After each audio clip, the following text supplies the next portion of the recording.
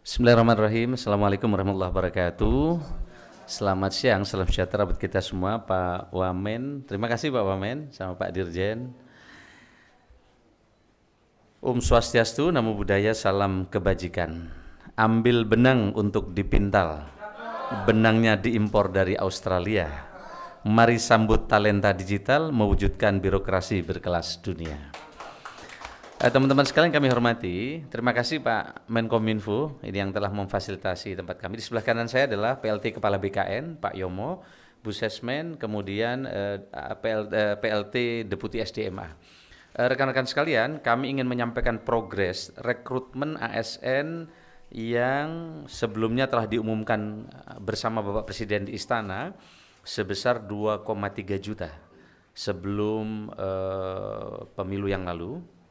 Dan ini adalah rekrutmen terbesar sepanjang 10 tahun terakhir. Nah, kami ingin sampaikan progres dan ini ditunggu oleh banyak masyarakat termasuk fresh graduate, karena di dalam kebijakan tahun ini selain menyelesaikan non ASN yang tersisa 1,8 juta, termasuk di dalamnya XTHK 2 yang nanti akan dituntaskan, ini juga ada fresh graduate kurang lebih 600.000 orang. Tetapi kenapa ini tidak segera diumumkan? Karena tahun ini berbeda dengan tahun sebelumnya. Sebelumnya formasi detail langsung dari Kemenpan. Sekarang kami serahkan ke kementerian lembaga masing-masing termasuk pemerintah daerah. Karena pemerintah daerah yang tahu prioritas dan kementerian masing-masing. Ternyata justru ketika kita berikan ini bukan mudah dan ini membutuhkan koordinasi yang terus kita kerjakan. Yang semula deadline terakhir tanggal 5, kita perpanjang ke tanggal 20, kemudian kita perpanjang lagi ke tanggal 30, sebagian kementerian lembaga sudah selesai mengirim informasi, sebagian belum. Saya ingin sampaikan teman-teman sekalian, Bapak Presiden memberikan arahan agar birokrasi kita ini bukan tumpukan kertas. Presiden berharap birokrasi ini berdampak, maka kesibukan birokrasi yang menyebabkan tumpukan kertas, proses bisnis panjang ini harus kita pangkas. Yang kedua, Bapak Presiden memberikan arahan agar birokrasi ke depan lincah dan cepat. Maka formasi yang terdisrupsi oleh teknologi tahun ini tidak kita kabulkan. Begitu juga kita dorong sekarang formasi yang berisi salah satunya adalah talenta-talenta digital, karena ke depan pelayanan publik ini berbasis digital ID dan juga berbasis digital yang memudahkan masyarakat ke depan tidak lagi mengisi berulang-ulang, tapi cukup dengan face recognition, masyarakat tidak perlu lagi mengisi data yang berulang-ulang, tentu dengan sistem pemerintah berbasis elektronik nanti.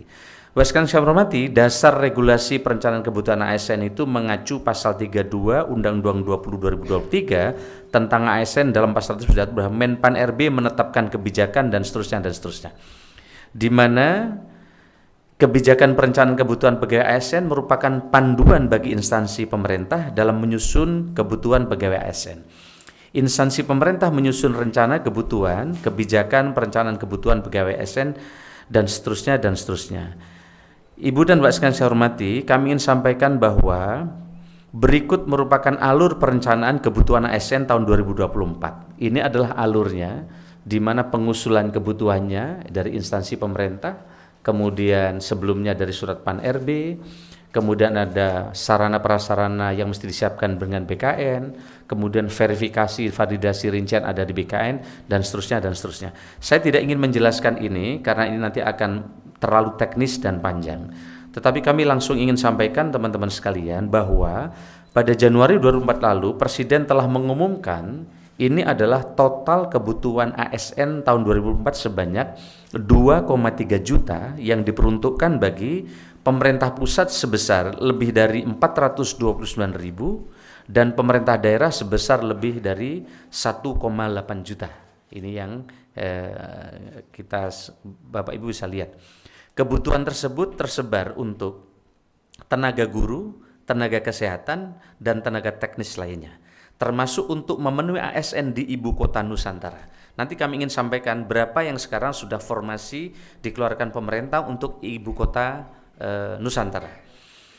Dan juga khusus penyelesaian talenta-talenta untuk talenta digital masa depan yang dibutuhkan oleh pemerintah.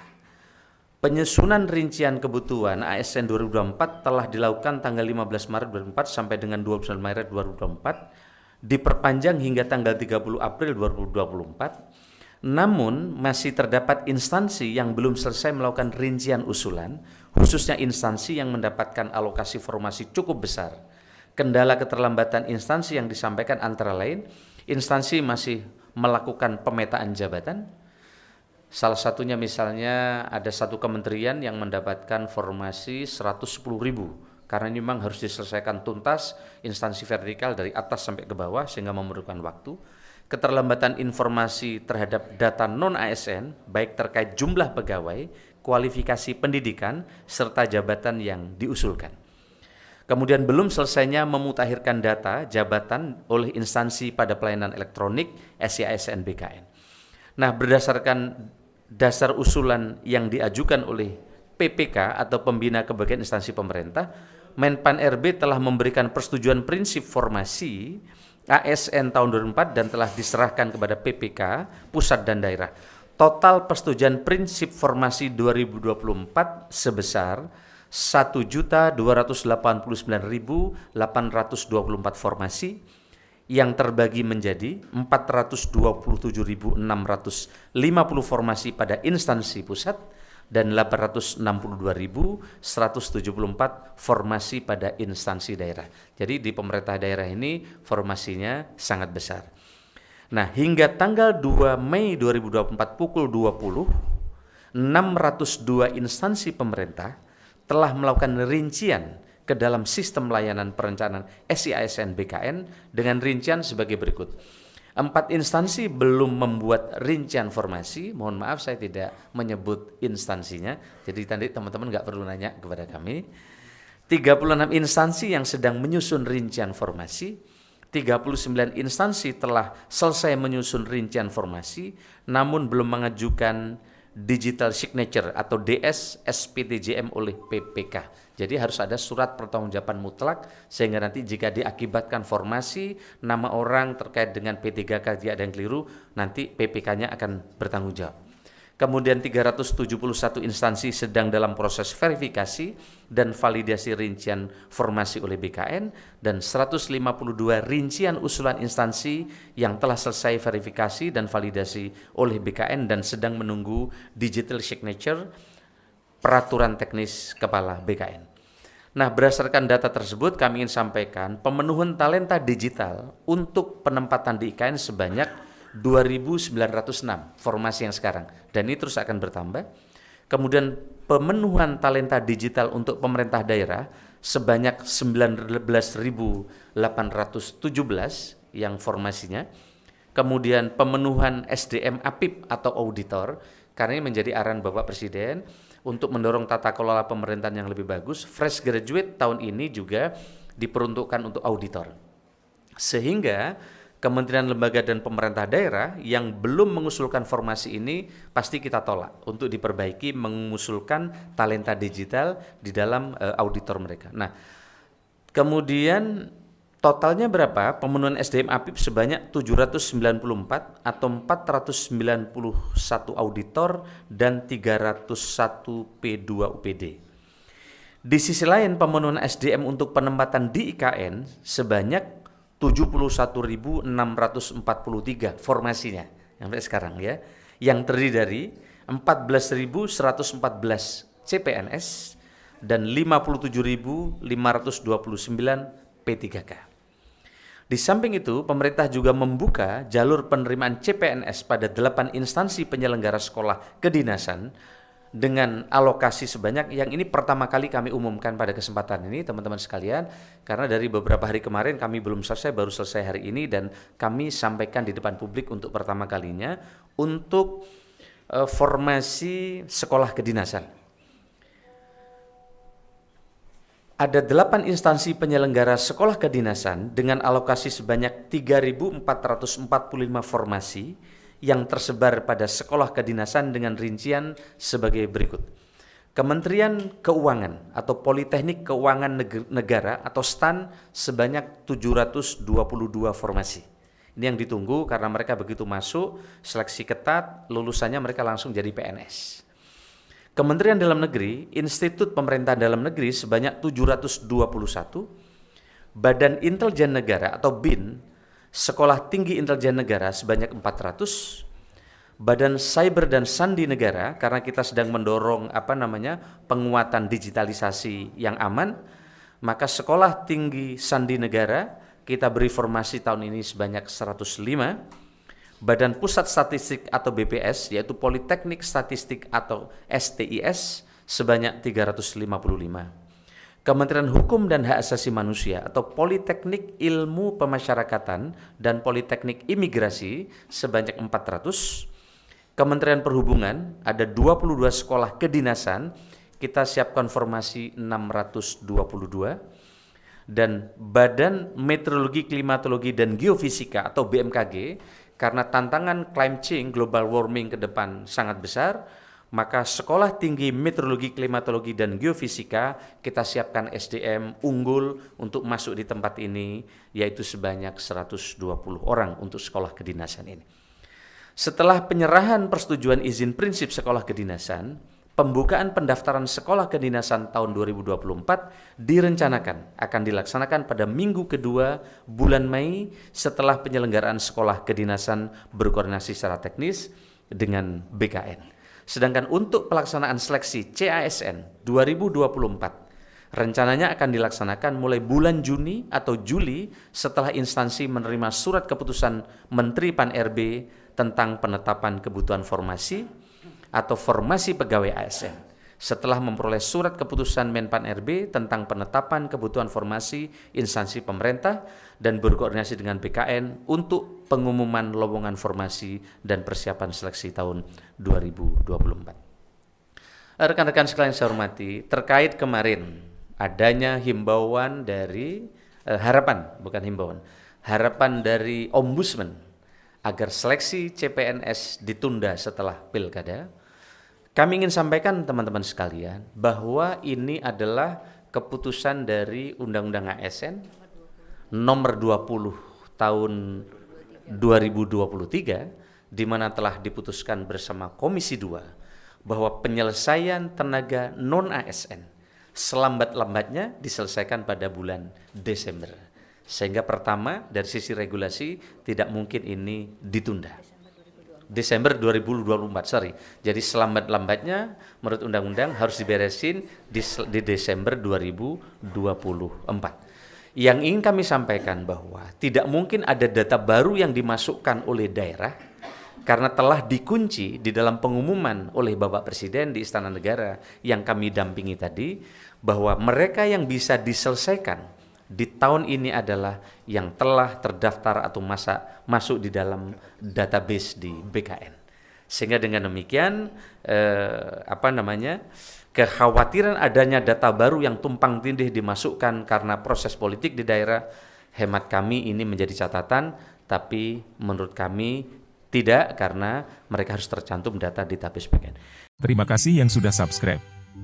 Bagi yang baru menemukan channel ini, like videonya, klik lonceng, dan hidupkan notifikasinya.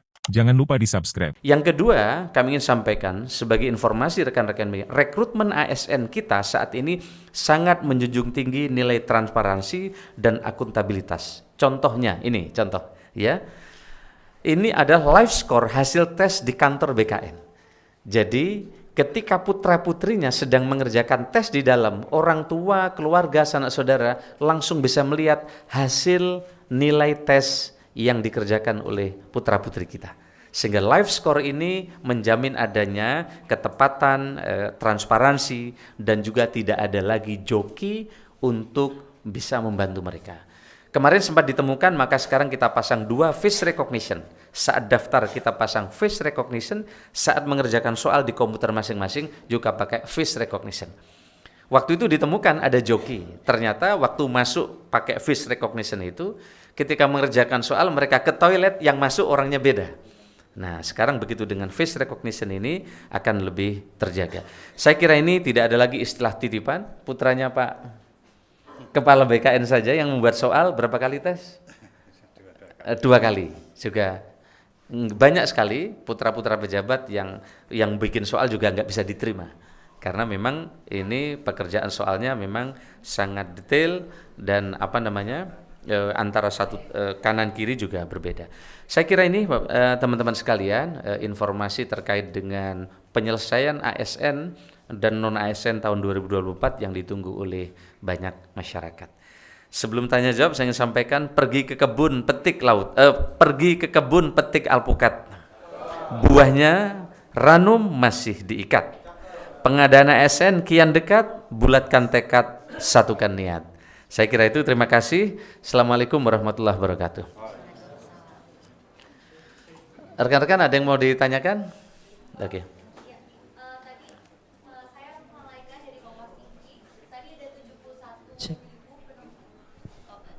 Saya Malaika dari Kompas TV, Pak. Tadi ada 71.000 penempatan SDM di IKN. Itu untuk pos mana saja ya, Pak? Ada rinciannya kah? Dan masih soal IKN, kemarin Bapak menyinggung soal tunjangan khusus untuk pionir ASN di IKN dan akan dirapatin dulu sama Presiden. Udah ada update-annya kah, Pak? Lalu untuk mekanisme sewa atau beli rusun di IKN bagaimana dan berapa biayanya? Terima kasih. Ya, baik, terima kasih. Saya biasanya dikasih kertas sama Judan. Nah, pertama terkait formasi itu, jadi ini formasi untuk instansi pusat yang akan pindah ke IKN. Nah, formasinya macam-macam.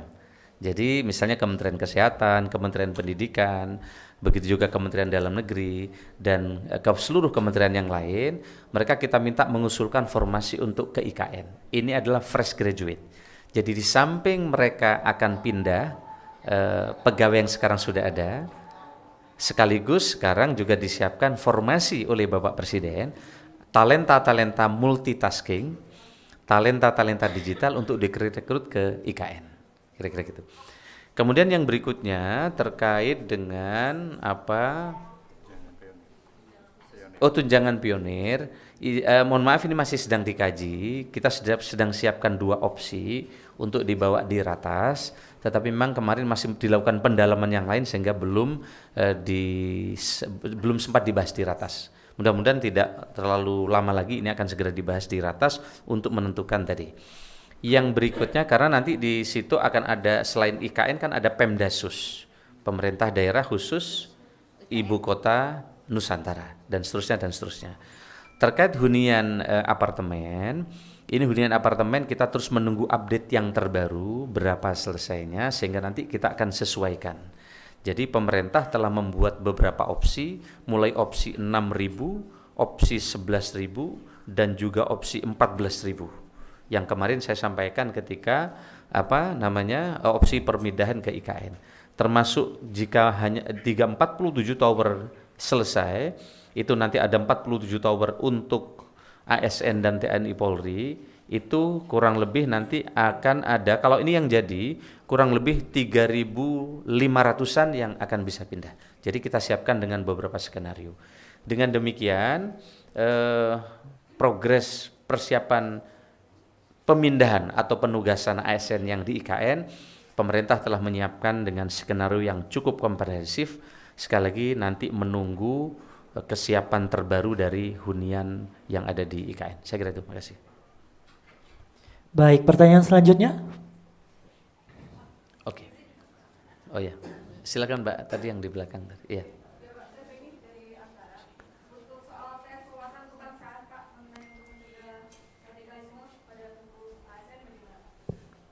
Baik, terima kasih. Saya kira menarik pertanyaannya. Jika sebelumnya itu soal kita hanya 100 ya, soal kita hanya 100. Kemudian banyak sekali usulan supaya untuk mendeteksi adanya calon ASN ini terpapar radikalisme dan lain-lain, maka tahun kemarin dan tahun ini jumlah soal kita 110. Nah, 10 soal itu telah dirumuskan oleh berbagai pakar untuk mendeteksi terkait dengan soal radikalisme. Tapi yang menarik adalah mandat dari Mensesnek kemarin dari Istana, mana soal ini tidak hanya mampu menseleksi ASN yang pintar saja, tapi bagaimana dia segera adaptif, kemudian mereka juga punya motivasi belajar tinggi, sehingga mereka ke depan bisa lebih tangguh, tetapi juga mereka talenta digitalnya memang kuat di situ. Dan patriotis kira-kira itu. Saya kira itu. Pertanyaan selanjutnya. Ini ada Mbak tadi? Ya. Izin Pak, mau mendalami tadi yang soal tunjangan khusus kan ada 2 opsi yang akan diserahkan ke Presiden. Boleh dijelasin lagi nggak opsinya tuh apa dan kira-kira pertimbangan untuk memilih setiap opsinya itu seperti apa? Sama yang soal hunian di IKN, itu udah ada range-nya belum Pak? Tapi kira-kira harganya sekian, untuk eselon berapa, kategorinya juga seperti apa Pak? Terima kasih. Baik, makasih. Kalau saya sampaikan di sini nggak perlu ratas dong. Nah, jadi kita sudah siapkan 4 opsi, nanti kami sampaikan di ratas. Hasilnya aja nanti saya sampaikan kepada. Jadi ada 4 opsi yang kita siapin. Kemarin kita sudah diskusi. Nanti mohon maaf saya sampaikan setelah di ratas nanti saya sampaikan. Nah, terkait dengan apartemen itu tidak bayar. Ya, apartemen ini disiapkan oleh pemerintah. Yang pindah di tahap awal ini, menurut saya banyak sekali dapat kelebihan. Pertama, apartemennya luasnya 98 meter persegi, view-nya bagus, titiknya strategis. Jadi yang pindah pertama dia akan mendapatkan fasilitas apartemennya bagus, luas, dan lokasinya strategis. Jadi view-nya itu 180 derajat lihat alam. Jadi ASN insya Allah lebih fresh di sana. Apalagi nanti di sana tidak ada lagi mobil yang bukan mobil listrik. Mbaknya punya mobil Mercy pun kalau nggak listrik nggak boleh masuk. Jadi di situ memang sangat segar, dan kemarin Pak Menteri PU lapor kepada Pak Presiden jalannya itu kalau nggak salah akan ada 9 lajur ya, sehingga cukup besar, sehingga jalur itu selain untuk kegiatan di IKN itu direncanakan oleh Bapak Presiden setiap bulan akan ada festival budaya, sehingga bisa menjadi pertemuan kebudayaan nasional dan internasional di IKN. Dan kemarin progres terbaru dari Pak Mensesnek, di setiap apartemen di bawah segera akan ada sekolah-sekolah sebagai daya dukung bagi putra-putri ASN yang akan pindah. Mulai TK, SD, SMP, SMA yang unggulan yang sedang segera dipersiapkan oleh pemerintah. Saya kira itu. Pak, Ilham Pak dari Jawa Pos, mendalami terkait permintaan dari Ombudsman. Tadi Bapak sempat menyebut sudah ada recognition dan sebagainya. Kita tahu bahwa Ombudsman menyebut bahwa tidak ingin membuat proses CASN ini kemudian menjadi alat politik. Nah, apakah sudah ada caranya, mengingat memang biasanya kemudian saat kampanye dijadikan janji politik. Bisa nggak sih seorang calon kepala daerah kemudian menjanjikan itu dan sistem bisa mencegah itu nggak? Seperti itu Pak. Makasih. Iya. Saya kira Presiden kan sudah mengumumkan di Januari kemarin bahwa akan ada formasi 2,3 juta, udah jelas. Dan akan ada penyelesaian tenaga non ASN itu 1,7 juta. Dan kita juga sudah umumkan bahwa data non ASN yang bisa diselesaikan adalah harus sudah masuk di database BKN. Yang tidak ada di database BKN tidak bisa diselesaikan. Jadi dikunci di situ. Mungkin teman-teman di Ombudsman mungkin sebagian belum mendapatkan informasi ini. Yang kedua adalah seluruh data yang masuk di BKN harus surat pertanggungjawaban mutlak kepala daerah. Memang dulu mungkin ya di daerah-daerah untuk pengangkatan tenaga non ASN ini kadang mereka dijanjikan, tapi sekarang kan udah nggak boleh lagi. Sekarang tidak boleh lagi ada pengangkatan tenaga non ASN. Ya, jika ada pengangkatan tenaga non ASN itu menyalahi undang-undang, menyalahi aturan. Sehingga para kepala daerah yang berjanji akan kampanye, mereka tidak bisa lagi ngangkat, kecuali nanti mereka yang meninggal, yang mengundurkan diri itu bisa diisi, itu pun nanti prosesnya akan sangat ketat. Untuk seleksi CPNS tidak mungkin, tidak ada celah menurut saya. Karena semua masyarakat sekarang bisa mendaftar dan masyarakat bisa mengontrol siapa yang diterima, dan mereka juga langsung bisa tahu hasil tes seleksi.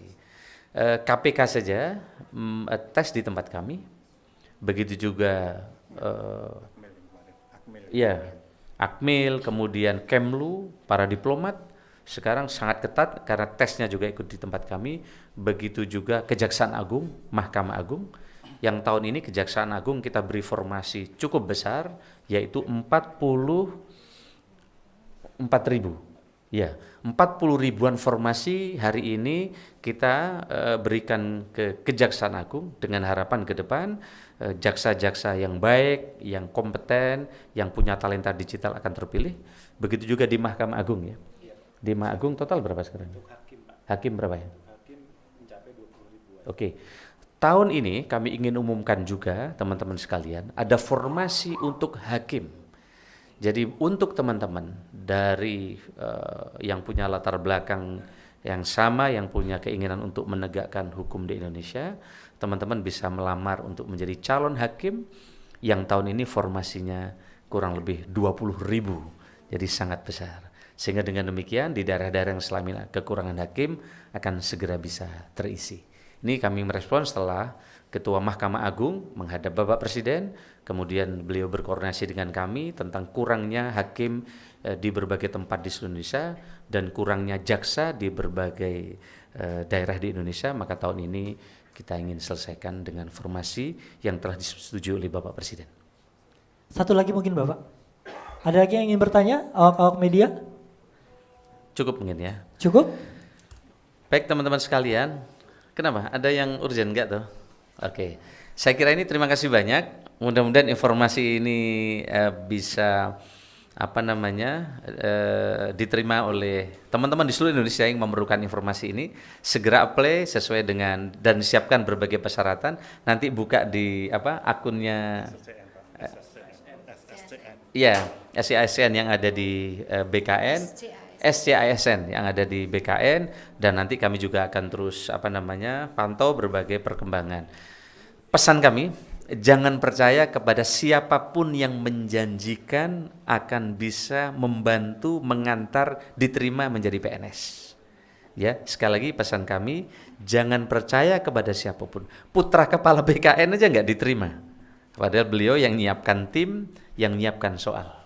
Dan banyak sekali putra-putri para pejabat Indonesia tidak diterima. Kenapa? Karena sistemnya sudah digital, sudah pakai CAT. Ini banyak setelah diterima merasa saya mengurus, akhirnya mereka kemudian tertipu oleh janji-janji itu. Kami kira itu, terima kasih, selamat siang. Santi Namo Buddhaya, Assalamualaikum warahmatullahi wabarakatuh.